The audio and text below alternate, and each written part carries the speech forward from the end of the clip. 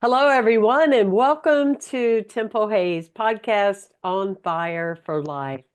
We love that you participate with our various guests and artists and teachers and healers.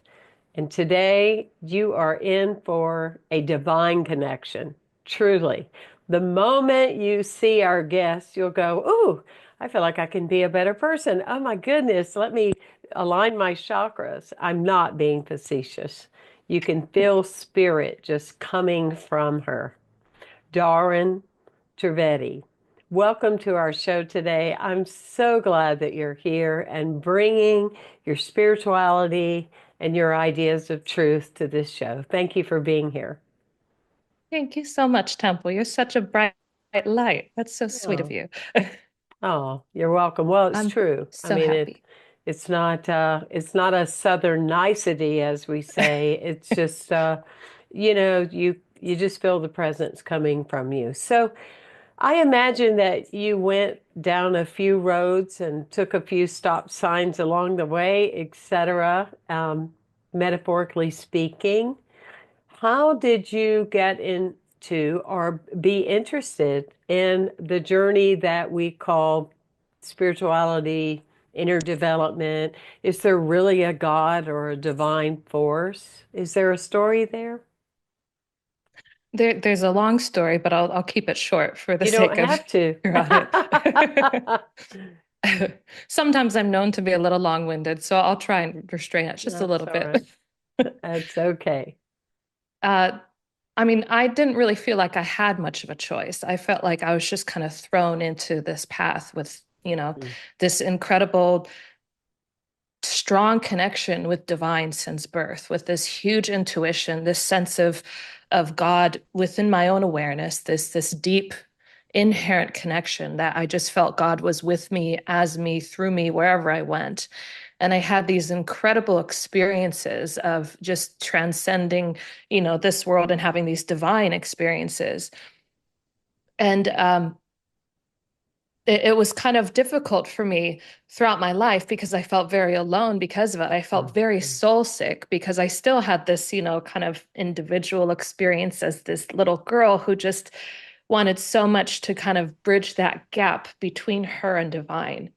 And so it left me feeling very soul sick. The more ecstatic experiences, the more, experiences of thoughtlessness and moments of ecstasy that I had, the more I wanted God when I didn't have it. And so I was fortunate, I had parents who were involved in many different parts of life. They were involved in Christianity as well as Paramahansa Yogananda from San Diego. And so I had, the duality, the different teachings between the East and the West. I had a wonderful combination of the two, and I fell in love with both of them. And I found truths in both of them. And the one truth that really resonated me and affected me the most was this idea of a catalyst, someone who was able to embody this divine, this presence, because I felt that embodiment in my life. So the idea that someone could embody this presence and act as a catalyst to connect to someone else as well. And Mm. so, of course, we called this concept the guru and everything, but whatever terminology we used, this idea stuck with me. And divine actually gave me this idea, right? I had kind of like a premonition, so to speak, or moment where I felt divine told me that there was someone I was supposed to meet in this life, someone who was destined for me, who would also be my soulmate, and that this person was this, incredibly gifted being that would help me along my path of awakening and realizing God as well.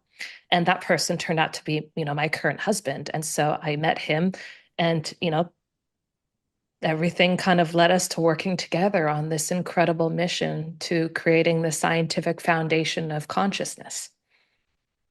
I love your story and what I hear throughout the story is, first of all, I'm delighted for you that you had parents or a community from the very beginning that you could go, I'm kind of focusing on this and I'm kind of feeling this without being wrong. Not every one of us, including me, was that fortunate. And yet you and Right. I both know with the divine connection that it's all part of the greater multifaceted part of developing yourself. That being said, when you talk about, I hear bridge versus wall, I hear connection versus dividing. And it's interesting, often, especially now with the availability with people just doing their life out loud on social media. And I see people that, have been in various modalities or new age or new thought or, whatever. And they then go, well, my life didn't work. And so all that's fake and none of it's true and none of it's real. And I'm just going to put a wall and it's all lies and it's not real and it's not true. And yet, total traditional Christianity is the only answer. And if you're doing anything else, and I read this type of stuff and I weep. I weep inside.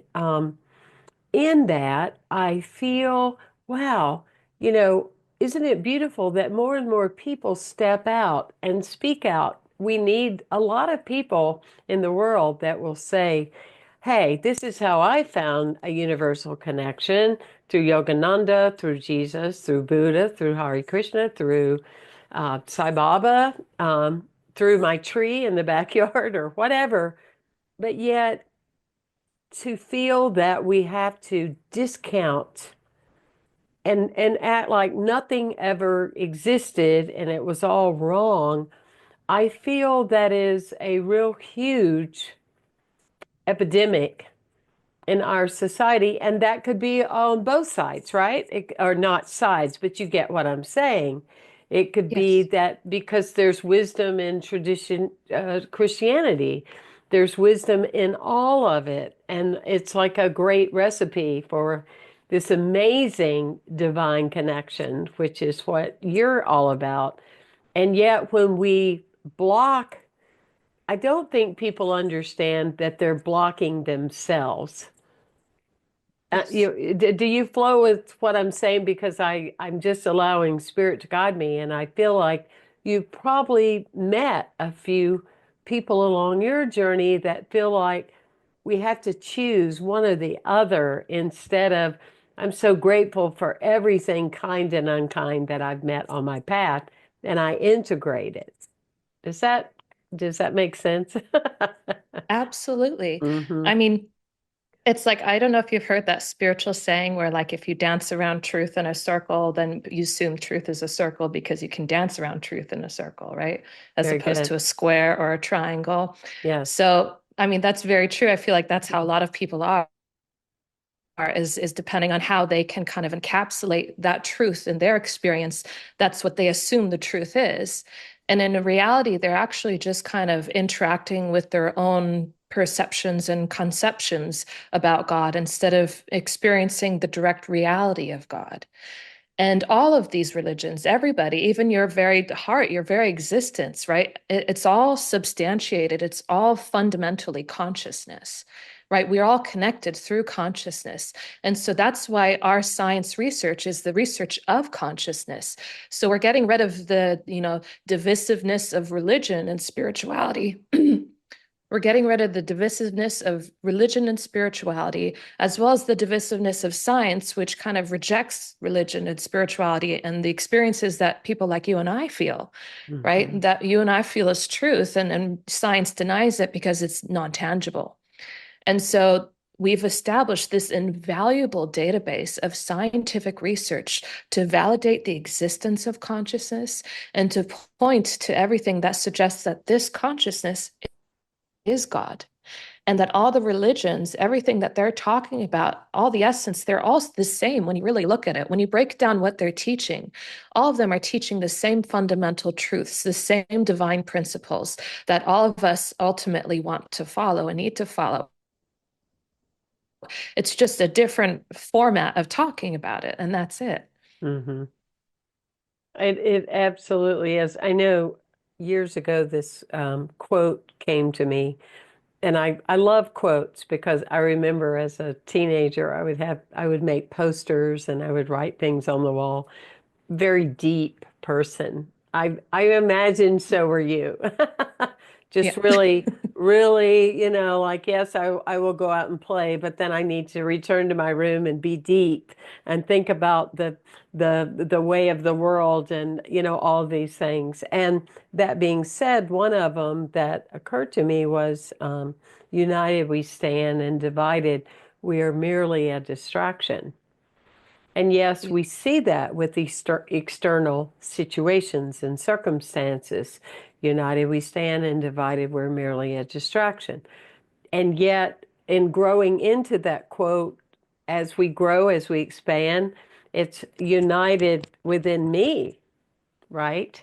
That Right. otherwise I am merely a distraction. I am more than just a physical body. I am more than a spiritual being or emotional or mental or all of that. And it's united, not divided. And I think those kinds of things that you are saying are, we are growing into it more and more of it proves itself by the very nature of our lives. Now, Darwin, with the studies you do and the studies that you and your husband do together, the Trivedi power, energy, love, connection, do you find, are you a person that would say that more and more we're just having a conversation. We're not going to hold you or me to it, but just our own feelings. Do you feel that more people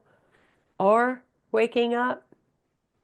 In other words, becoming more aware of an all encompassing creator and the connection. And if I feel something, then I'm transmitting some of that to you and you are to me. Do you feel in your work of many years um, that you see that more? I'll tell you what I do see. Thank you. I see.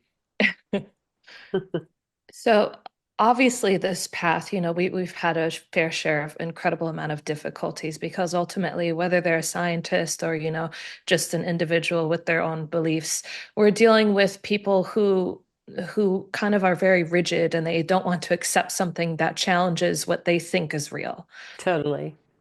And so we've actually faced a huge amount of resistance. And that's actually kind of what made me fall in love with my husband, my guru, when I first heard about him, because I was so familiar with this guru, this, idea of a guru, which, Hmm. I didn't have any idea outside of that concept. And so I had this idea of a guru. And when I heard about, my mother was talking about him in the car because my mother had this incredible experience after receiving a blessing from him. And she had gone to many different healers and people from different modalities, tried all these different things throughout her entire life. And she took me along with her to solve this soul sickness and then to solve this problem that she was facing in a relationship with her son, my brother. And nobody was able to really find an answer or a solution to it, something that was viable or something that was long lasting or permanent, even. And what happened after one blessing of meeting this man, right? That relationship completely improved overnight. Mm. It was like day and night that the friction and the conflict between them was resolved after just one blessing. She'd never experienced anything like that in her life. And so she was like, whatever my daughter's going through, this soul sickness, this yearning, this pining for God and this soulmate in her life, this man might help her with that. And so as we were driving in the car, my mother was explaining he's not a traditional guru. He doesn't wear the saffron robes and the religious garb with the long beard and the long hair, right? He's into science. He's wearing a suit and a tie. He cut his hair short, right, to fit into that role of, a scientist so that he would be more accepted by the scientific community. Because the moment scientists would hear that he wants to do a divine transmission or do a blessing, they immediately refused to work with him Mm. just out of the idea of it. They didn't have that broad spectrum of being willing to explore. that side of life. They didn't even want to try. And there's a reason for that. And I can't say scientists are wrong. I'm really in support of people who are skeptical because that means they think for themselves. And I feel like thinking and feeling for yourself is a vital part of the spiritual experience. You shouldn't always just go off of what people tell you and concepts and things that are handed Hmm. over. They're secondhand ideas that you're following and following like sheep. I feel like that you should think for yourself. But I feel like it's gone to the complete opposite, where now even the skeptical people, they're not willing to look in things that, originally were seen as the paradigm of the time. Now they've completely rejected it as even possible. So we've experienced in the complete opposite side of the spectrum. Everything kind of shifts from one side to the other. There's not really a sense of balance yet that I've seen. So I knew that he would have a very troublesome path, that he would have to deal with a lot of hatred, a lot of people who were skeptical, a lot of people who would fight him on this. And he experienced a lot of people who fought him all the way. And so it's really a painful journey, and at the same time a really liberating journey, because what we've been able to do scientifically is unprecedented and has Hmm. not been to this scale by any other organization that I've seen. And so what I see is the suffering that persists today is awakening in and of itself, because when we go through suffering, it makes us more conscious and it brings more awareness to the problem and the look for an answer, the look for a solution, the look for a resolution. When things are fine, when we've reached complacency, we don't want to grow. We don't want to do anything different. There's no need to. If you're comfortable, why do you need to, improve or do something different? But when there's a huge amount of suffering, when there's a lack of answers, that's when consciousness through us, through our individual experiences, tries to force an answer, tries to figure out, how do we escape this pain? How do we escape this suffering? And with the lack of answers, we'll just try anything at that point. We're just trying to figure out an answer. And I feel like it's created this perfect void, this perfect vacuum that has established a, well-formed foundation for our kind of research. Mm. That is so well said. I'm so glad that we have that on a recording. I love it when you just go like, yes. I mean, it's just flowing from you.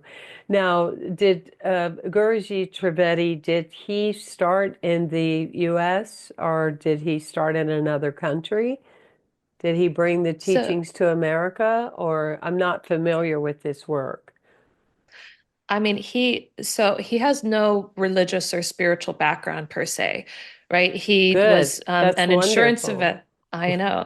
That just shows you that spirituality and true religious experience transcends religion itself. Of It course. transcends, Of ritual course. dogma and belief. Yes. Like, even the average person who has no spiritual background can have spiritual experiences and not have the framework or knowledge as to what is happening to them, Hmm. right? They have Absolutely. moments where they feel this incredible love or this beautiful moment in life, and they bear witness to it and they just think it's normal. And they don't Sure. understand that it's actually something that's miraculous that's happening to them. Right. So that's what happened for my husband, right? He was born and raised in India. So he naturally, is a part of this culture and this society where they have a concept of a guru and enlightenment and all these different things. So he had a foundation for that, but he had no religious upbringing or no training in that regard. Got He it. was an insurance investigator. He was a mechanical engineer by trade who turned into an insurance investigator. And then just, he would experience, moments of trance. And then one night, he just kind of had this full blown awakening where Mm. his old self was lost and this new self came forward. And Divine had told him that his path, he was to forget everything that he was before, to forget his past, to let go of everything, to quit his job. And now his path was going to be something completely different. I love And it. so I know, I know. I naturally, just he love took it. on the role. Hmm. He took on the role of a guru. I'm sorry for interrupting. He No, took no, on this no. role as a guru because that's what you do. If you have this wonderful experience, this moment, you've had this awakening, you've experienced Hmm. enlightenment, right? Like the full blown enlightenment, not just an experience of enlightenment, but you've reached enlightenment. You're now fully realized, right? He's like, what do I do now with this enlightenment? He's like, he just kind of took on the role as a guru because that's just kind of what you did in that culture.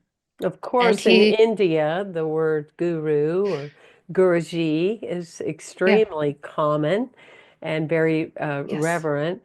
And wow, though, the bravery of just this was my identity. I think that's part of, in my own assessment with my life and others, in the States, is that we get the identity becomes a box.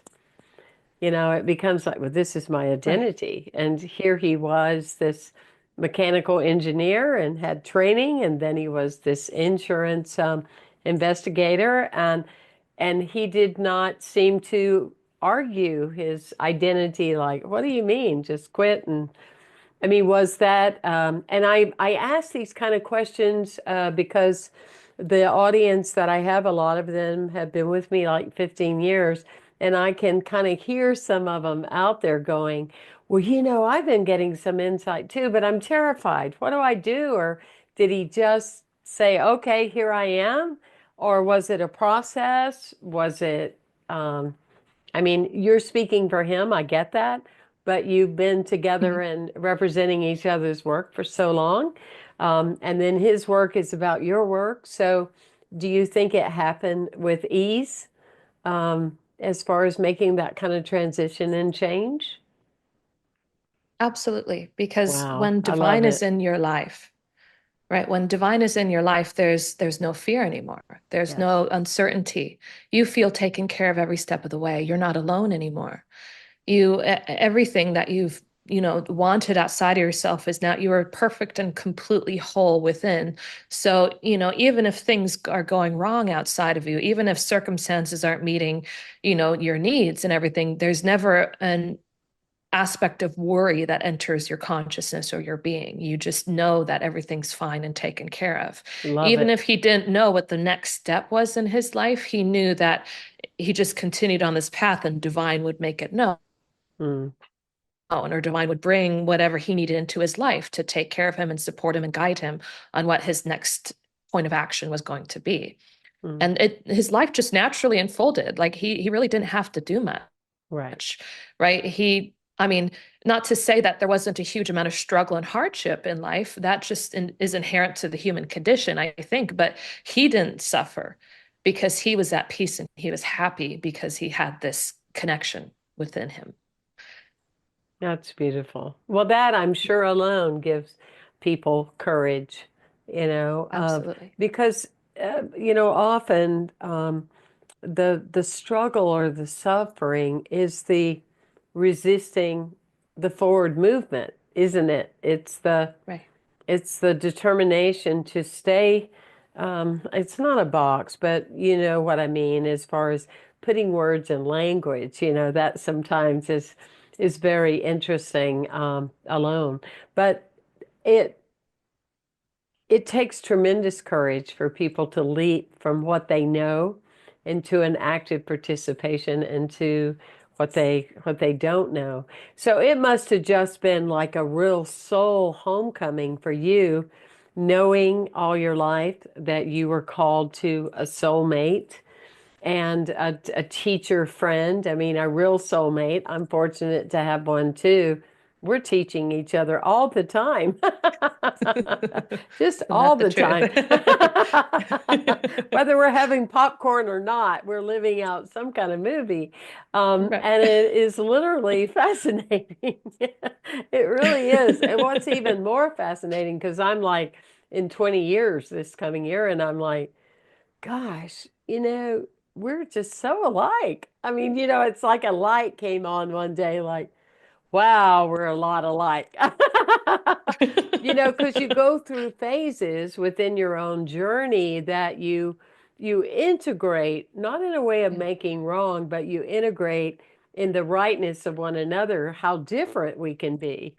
And yet, Right. anyway, I just find relationships so fascinating, and it is truly the gateway to the divine connection.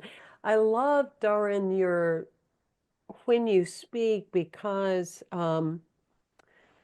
I know in the early part of metaphysics, of feeling connected, as a child, as all of those things, skip, skip, skip, chapter, chapter. But there was a time where I got caught up in the of my own doing that I was going to be so engaged with so much learning and so much quiet and so much meditation and so much, number one, that I probably wouldn't even look like myself again, like a Right. bad case of too much plastic surgery, like that, or that I was going to be in such a place that I could be into my namaste and I would no longer be, I wouldn't have any problems and I would just be beyond the human condition. And I'm so glad that whatever, I'm sure there were many things, but I'm so grateful for everything and everyone, kind and unkind, that I had the good pleasure of being a part of, so that I came to this new awareness of the more I am into my divine connection, the more pleasure I find in being human. Do you? And I've heard you refer to that, and I don't hear many people say that. I gave a talk not too long ago in Malibu, California, and we hold them in our prayers because of the fires they're enduring right now. But I said, a lot of people don't tell you that spirituality at times is hard, right? So really? Because What do you mean? they don't want you to know that. It's like, take this fast track to wholeness and you'll just be so special. It's a human condition, and I'm just drinking that in, of you being into the reality of life and feeling great about it and seeing it for what it is, not pretending for what it isn't. So anyway, thank you for that. Thank you for saying that on my behalf. Yes, it's Just so think positive important. and everything else will go away. Right. It's so important because it creates such a level of human beings feeling inadequate or not enough, or, but I did that. I drank the juice. I did that. I owned my way home. And still, I'm dealing with whatever. It just is so refreshing to say and come from a place of it is what it is. And it has a lesson in it, and I feel it. And it's not always fun, but I'm determined to walk through it and walk with it. And I feel there's not enough messaging out there, about Right. this. I agree wholeheartedly. And really what we're doing, right, as an answer to that lack of messaging, because everybody works within a certain paradigm. And science has been at the forefront of our paradigm for a long time. And science has denied consciousness. So, it's been a huge lacking part of our life, our, culture, our technology, our medicine, and our food, everything. We don't realize that consciousness, being this fundamental part of reality, our fundamental essence is pure consciousness. And consciousness is not just a human experience, it is an experience of animals, plants, even non living materials. It is the substance and essence of everything. So the fact that science is missing this vital part of reality, you see that there's a huge lack of answers to current society, to this epidemic of problems that are merely increasing instead of decreasing. Hmm. Right. You see like the same thing with like mental health problems and everything. And all of the answers, if they were true, viable answers, you would see that maybe, the mental health, epidemic would be decreasing. But in the fact we see the opposite, it's increasing. So we see all the viable answers out there are not real answers. They are distractions. They are Hmm. things, we get attached to processes. We get attached to ways of doing things. And like you were saying, it's like we get attached to a certain way of being in life that we don't want to move beyond that, even though it's something that is perhaps much better for us. We are rigid and strict and maintaining this smallness in our life when there's something that's so much more capable within us to give us more than what we could ever even need or require. And Hmm. that is available to all of us. But we are not aware of it. And without this awareness, obviously, what can you do about it? If this awareness doesn't exist, how can you call it forth? How can you harness this higher consciousness? How can you implement this and yield practical results in your life? What we've seen, all the problems that are existing today, even in terms of bioavailable food and nutrition, even in our, in our medicine, modern medicine, like our antibiotics and its ability to address even the superbugs of today. All of these things, when we apply consciousness, our organization, when we're applying higher levels of consciousness to whether it be a plant, an animal, a virus, fungi, whether it be a non-living material or a human being, like what we've done in our clinical trials, we've seen that consciousness through its application yields practical outcomes. It yields Mm. things that changes our reality on huge levels, not incremental levels, right? You hear a lot of people touting, huge claims, and they really have insignificant outcomes in terms of like clinical trials and scientific research. If you're able to extend the human lifespan by a week, they'll approve a drug on the market, right? It's not that significant really when you look at it. Right. But in regards to what we're doing, I'm talking about like without the use of toxic chemicals, fertilizers and fungicides and everything, we're able to increase, you know, the crop production by over 500% and its immunity by over 600%, as well as increase its nutritional, viability for the human body. That's something that science has not been able to have an answer or, a way to solve till today. And we've been able to provide a solution for that. That comes from higher consciousness. And imagine if you apply that to the human life. All the things, the epidemic with human life that you see today is coming from a lower level of consciousness. This chaotic state of mind, ADD, ADHD, poor quality sleep, poor relationships, you know, even financial struggles, all of these things can easily be solved simply by raising consciousness. Hmm. But, that's why we're creating this huge scientific foundation for the existence of consciousness, because ultimately we need to create a new paradigm, a new era for our medicine, our technology, our livelihood, for the human condition to operate within. We need to Mm. create a new understanding about human life. And this is vital, I think. It's not even like an option anymore. I feel like that really people have no choice anymore. I love that. And, as you were talking, I was thinking just in this simplicity of, I know for me being vegan and, the path just leading me in that direction and those types of things. And, um, but something as simple as a practice of just allowing the vibration of the food and asking it to align and match your body.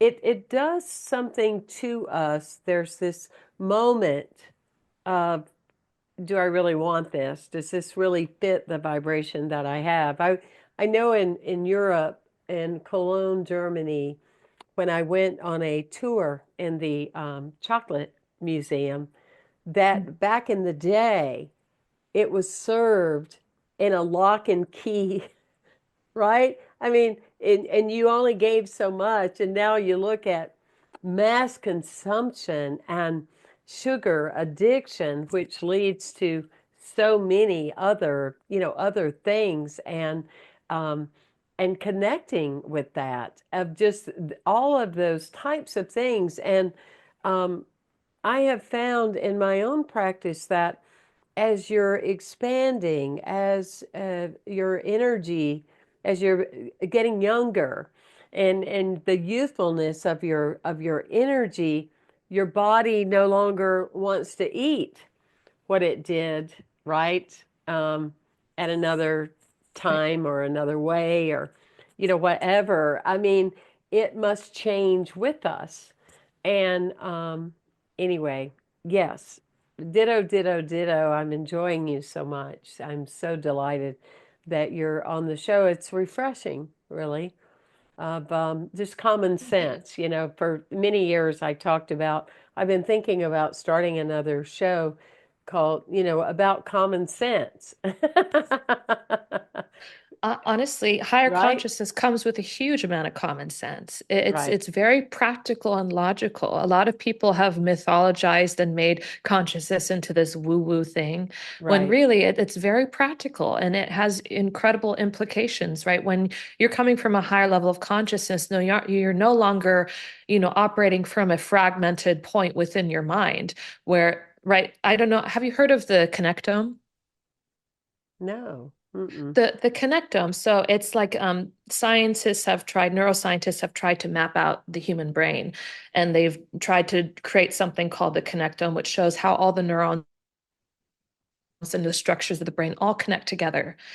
And till today, science has not been able to map out even one human brain. That's how complicated the human mind and the human brain is.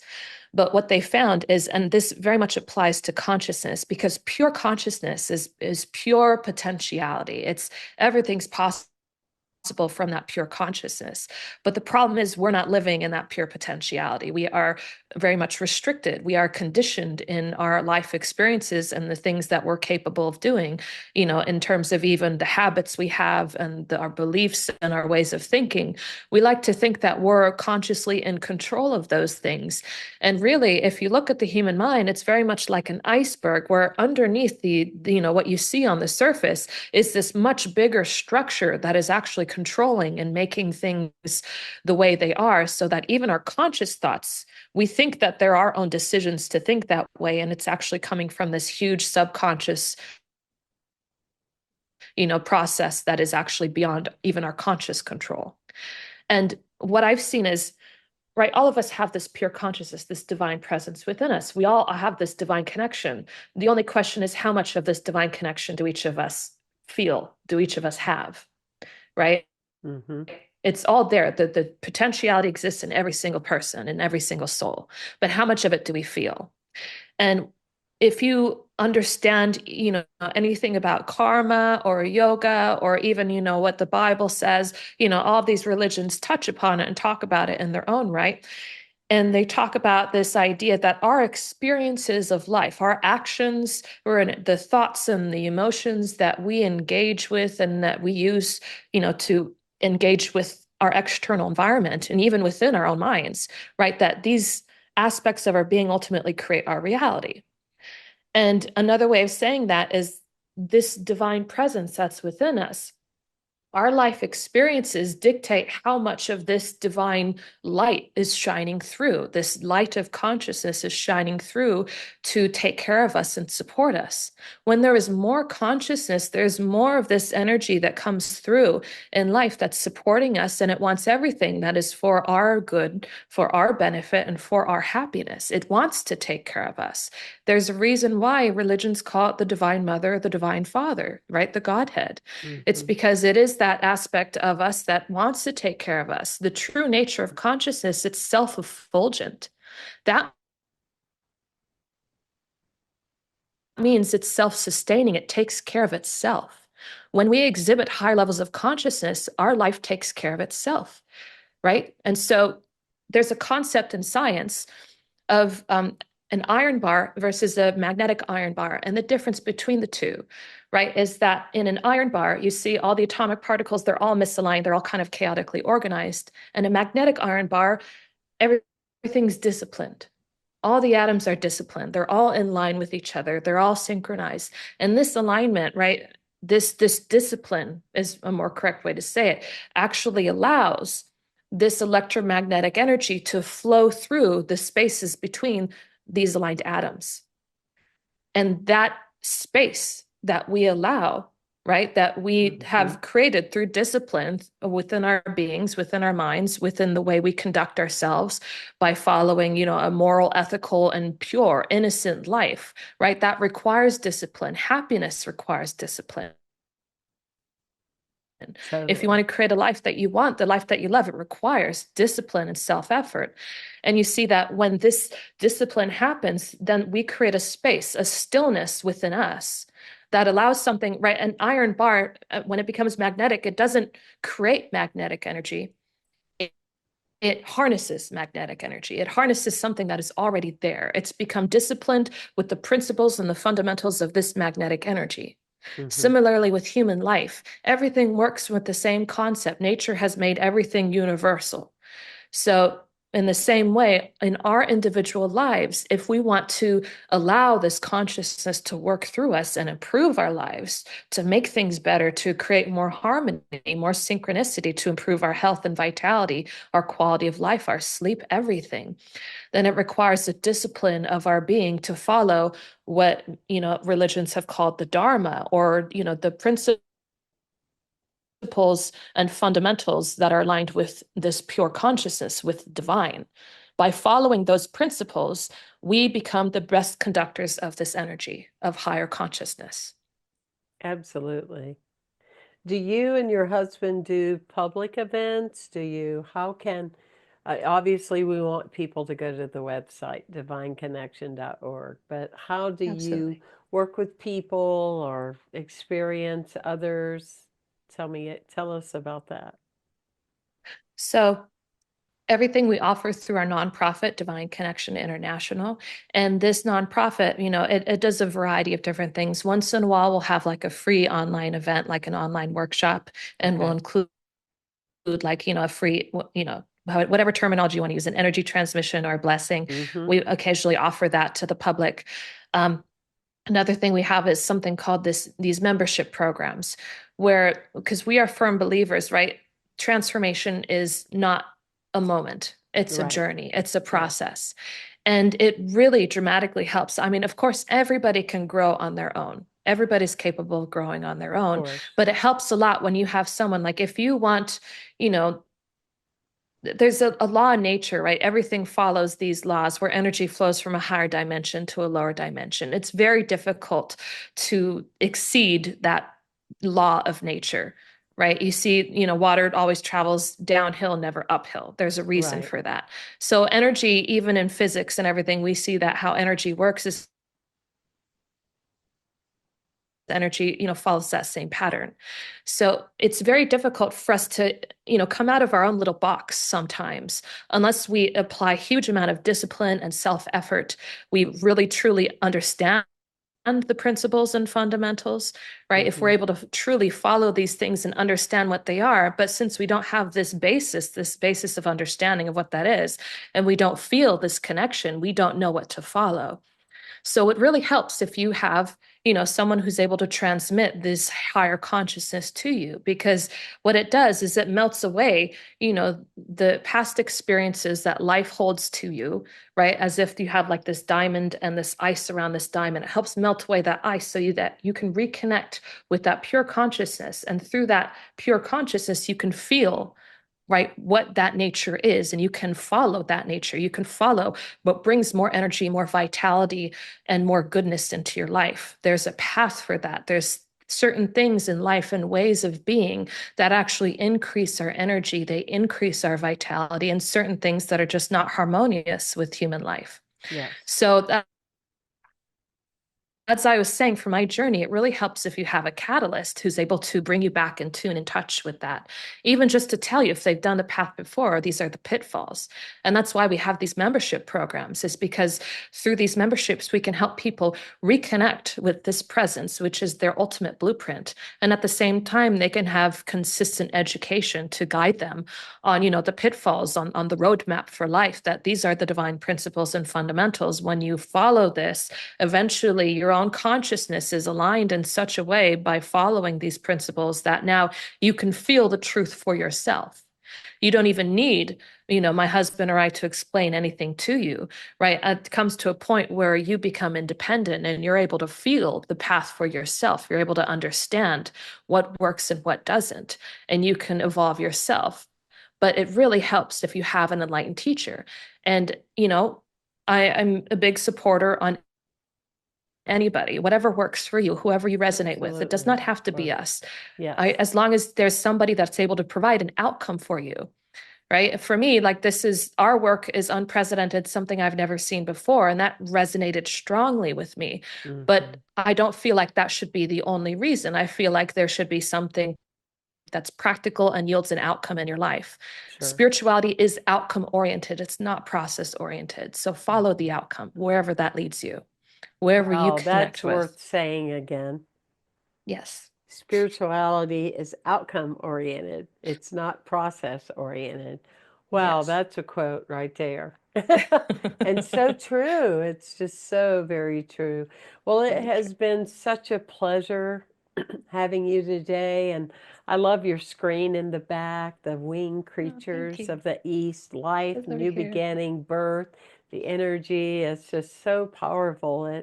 I've enjoyed being with your winged creatures today very much, but more importantly, I've truly enjoyed your presence and your energy, and I felt like we're sharing kind of a transmission while we're together. And I really want to thank you for being on the show. Thank you for your time. And everyone, again, go to divineconnection.org. And there is a free gift for those of you that are tuning in that are part of the podcast with Temple Hayes. And we'll put the information in the content on the social media. So you can just copy and paste and go right to the URL. So thank you so much, Dahryn. It's such a blessing. Is there anything that you would like to leave as a parting moment or conversation? I just really want to say that a higher consciousness, right? Consciousness is the only solution for our better quality of life, for our happiness. And I also feel it's important for you to know that you are loved and you are not alone. And Yes, this path, right? This consciousness is the one thing that connects everything together. It connects all of us together. It connects us to that source, to that divine. So if you want to enjoy your life, if you want to have a better quality of life, higher consciousness is the answer. And that's it. Higher consciousness, the answer to our crisis in food, to our crisis in mental health, to our, crisis with, our drugs and our supplements and all these different things that we are finding problems. Higher consciousness is the answer. yes, it But is. ultimately, know that you are loved and you are not alone. And we're here for you if you ever need us. And I love that higher consciousness creates such an energy within ourselves that we are comfortable. When you're comfortable with your own divinity, your own higher consciousness, there's no hatred. There's no, you're right, I'm wrong. There's no, we're this way, we're that way. It's just, it's a beautiful way to live. It's Thank you, very beautiful. everyone. Thank you, everyone, for tuning in. And again, thank you for sharing the show. This has been so rich and such a blessing.